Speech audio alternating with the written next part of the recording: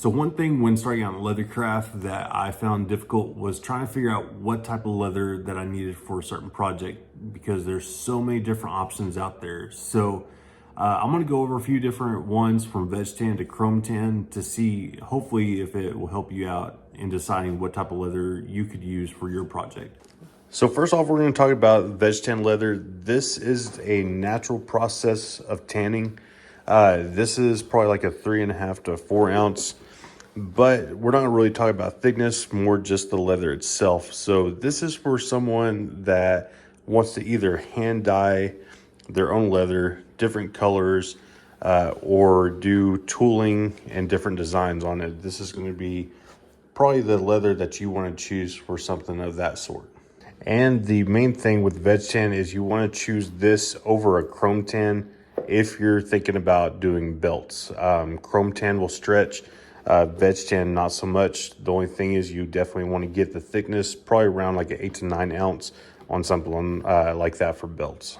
So this next one is a chrome tan. This is the Volcano pull-up leather from Tandy, but there's all sorts of chrome tans out there. So if you are looking at leather that is either a pull-up leather, and which a pull-up leather is where the oils shift, and if it's different colors, you know, blues, purples, different shades of brown, more than likely it's going to be a chrome tan leather.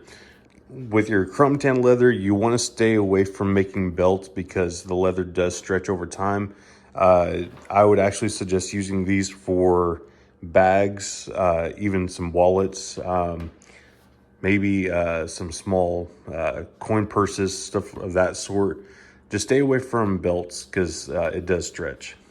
Now these next three are my personal favorite. These are a Pueblo leather. It's a veg tan and they come dyed in all sorts of colors. I have a sapphire, olive, and tobacco here. These three are in a 3.5 to 4 ounce.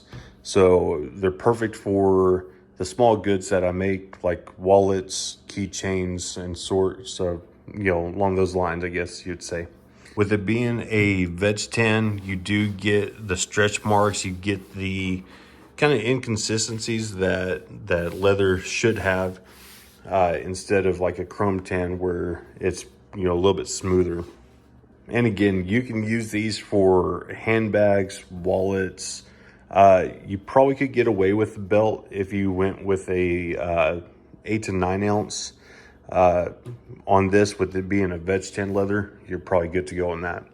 So if you're just starting out, chrome tans are typically cheaper, but again, it depends on the application whether you need to go with chrome tan or with a veg tan, because again, if you're making belts, you definitely want to go with veg tan.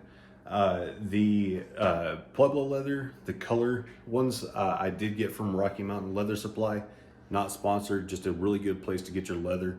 The chrome tan I got from Tandy, but again, you can get leather from all sorts of companies out there. There's plenty of options out there.